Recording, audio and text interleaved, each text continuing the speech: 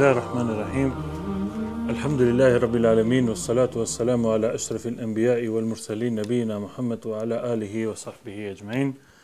Allahun jalla shanuhu wa jalla jalaluhu falenderojm, salavatet dhe selamet I dërgojmë mbi Muhammedin sallallahu alaihi wasallam, mbi familjen e tij, mbi shokët e tij dhe mbi gjithë ata të cilët e pasojnë rrugën e tij deri në ditën e gjykimit. Falja dhe zemërgjërsia. Dhe tek njerëzit shpesh përdoret se ai I cili fal të gjithë e duan. Edhe në Islam një njeri I cili toleron edhe fal, kjo është diçka e mirë. Bazuar në fjalën e Allahut subhanahu wa taala, ku Allahu xhalla shanuhu wa xhalla jalaluhu në Kur'an thot: "Wal afina anin nas", dhe ata të cilët u falin të tjerëve. Wallahu yuhibbul muhsinin, me të vërtetë Allahu xhalla shanuhu I don bëmirësit. Pra ata të cilët falin janë bëmirës. Për këtë arsye Islami bën zgjidhje të madhe çka njeriu të fal. Njeriu të jetë zemërgjër ndaj vllaut të tij musliman.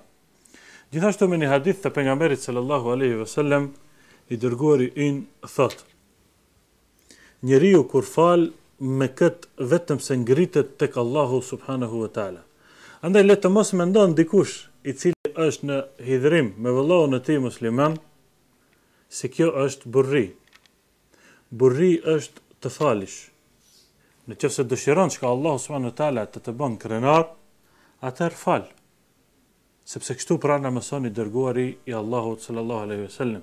Le ta shiqojmë jetën e Muhamedit sallallahu alaihi wasallam se si ka qenë. Zemërgjërsia është treguar në çdo aspekt të jetës së pejgamberit sallallahu alaihi wasallam. Prandaj kur I dërguari ynë Muhamedi sallallahu alaihi wasallam e çliroi Mekën, çka ju tha Mekelive? Idhhabu antum tulaqa, shkoni krejt jeni të amnestuar, krejt jeni të falur. I dërguari Allahut sallallahu alaihi wasallam e dinte se ata e kishin luftuar 21 vjet. Mirë po në fund çka ju tha? Shkoni krejtve u kanë falur.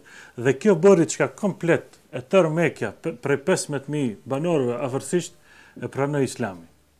Nga se e pan se qëllimi, mesazhi I pejgamberit sallallahu alaihi wasallam ishte shumë I lartë. Dhe për këtë arsye kur e pan faljen e të dërguarit të Allahut sallallahu alaihi wasallam, atëherë e pranuan Islamin. Dhe për këtë arsye Allahu subhanahu thot: "Kët nuk mund të arrije çdo kush." Pra t'ua fal njerëzve. Deri në atë shkallë shkon Islami, sa që ai të cilit të ka bën keq ty, t'ja kthesh më të mirë. Këtë pra ne mëson neve Islami. Në kohën e pejgamberit sallallahu alaihi wasallam ka ndodhur një rast shumë interesant. Vjen një person tek I dërguari Allahu sallallahu alaihi wasallam, I cili ishte mbuluar komplet, pra ju dukeshin vetëm sytë e tij. E kishte venduar një shami nga e cila mund të shiheshin vetëm sytë e tij. Dhe I tha pejgamberit alayhis salam të besatohem, ja Rasulullah I dërguari Allahut në Islam. Pra dëshiroi ta pranoj Islamin. Pejgamberi alayhis salam e kthei kokën në anën e djathtë, sikur nuk dëshironte çka ky person ta pranon Islamin. Atëherë prap ky person e lëshoi dorën dhe I tha: "O Muhammed, dëshiroj ta pranoj Islamin, të besatohem në Islam." Pejgamberi sallallahu alaihi wasallam prap e ktheu kokën nga ana e vet. Atëherë Uthmani radiallahu anhu, nga I cili turprohen edhe melekt, I tha pejgamberit sallallahu alaihi wasallam: "Ja Rasulullah, njeriu po më zgjat dorën ta pranon Islamin, mos ja kthe bosh." Atëherë pejgamberi sallallahu alaihi wasallam I erdh turp, nga se prej Uthmanit radiallahu anhu turprohen edhe melekt, dhe e shtriu dorën çka ky person ta pranon Islamin. Kush ishte ky njeriu?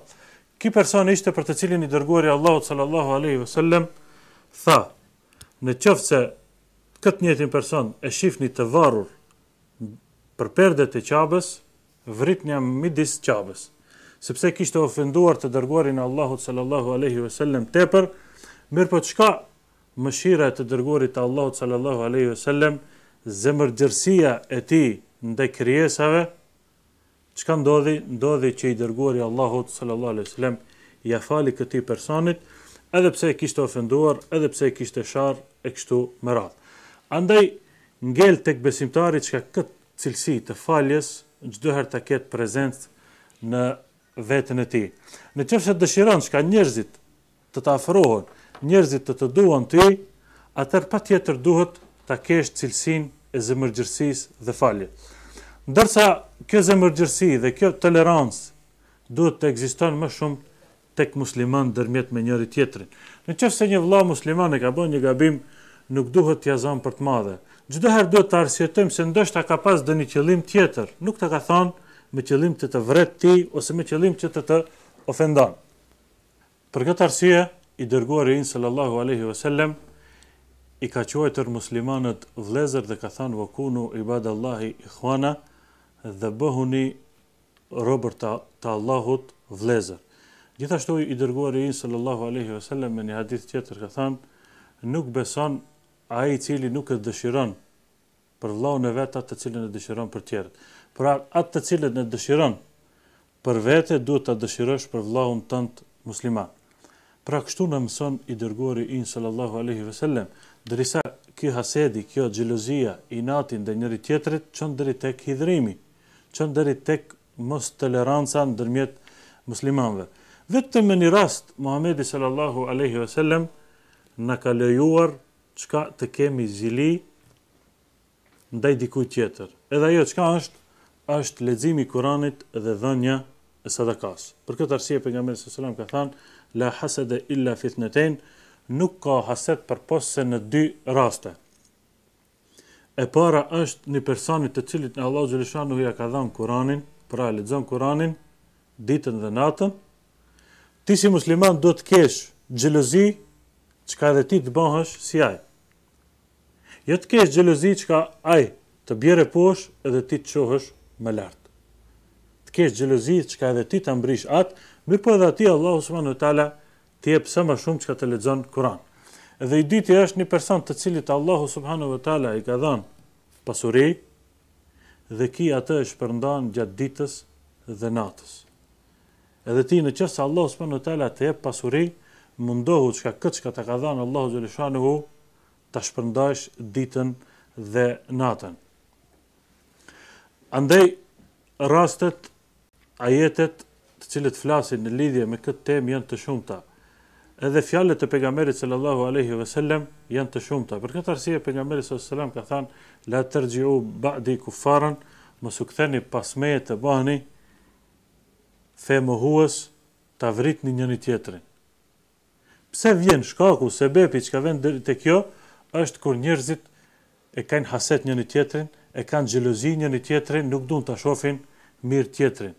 Andaj, kur njeriu nuk don çka dikush të jesë mirë, kjo tregon se ki në zemrën e tij ka problem.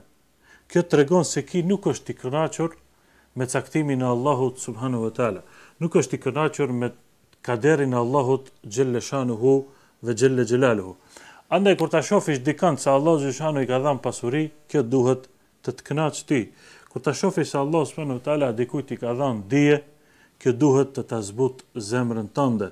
E jo të ndodh e kundërta, dhe për këtë arsye atëherë ndodhin përçarjet, problemet tek muslimanët. Andaj si njeri çdo kush është i nxehur. Edhe shejtani kur njeriu nxehet, mundohet edhe lun më tepër me të. Për këtë arsye, kur të kaplon kjo fazë, atëherë mundohu të jesh sa më i qetë. Apo siç thuajnë tek ne, për tipe 10 herë atë fjalë të cilën dëshiron të flasësh. Andaj të kemi kujdes se si sillemi me njerëzit, se sa jemi zemërgjër me tjerët, sepse në qoftë se ne u falim të tjerëve, shpresojmë që Allahu xhaleshanuhu do të na i fal neve.